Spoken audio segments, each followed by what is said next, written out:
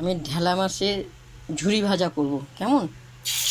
ছেড়ে দিলাম, মাছটা পুরো ভেঙে চড়ে দেওয়া হলো, এরপর লঙ্কা ধনে পাতা কুচি দেওয়া হলো, কেমন? পুরো লাল লাল হবে, পুরো ঝুরি ভাজা খেতে ব্যাপক। তোমরা দেখবে খেয়ে। সামান্য নুন হলুদ দিয়ে দেওয়া হলো,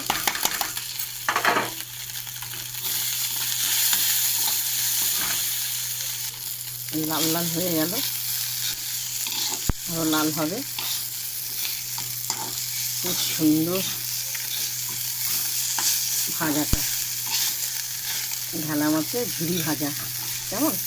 ঢেলা মাছ অনেক নানা রকমের করা যায়। দেখো ঢেলা মাছে ঝুরি ভাজা তোমাদের প্রথম থেকে দেখালাম। এত কাঁটাগুলো দেখেছো, পুরো চানাচুর মতন হয়ে গেছে।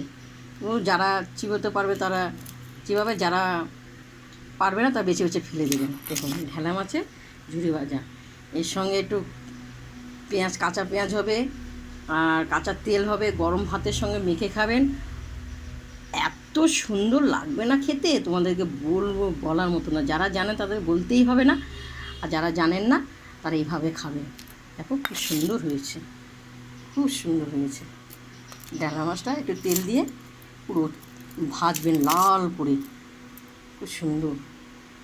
দেখেছেন? তোমাদের দেখে যদি ভালো লাগে আমাকে লাইক দেবেন, কমেন্ট করবেন আর শেয়ার করবেন আর বাংলাতে লিখবেন, কেমন?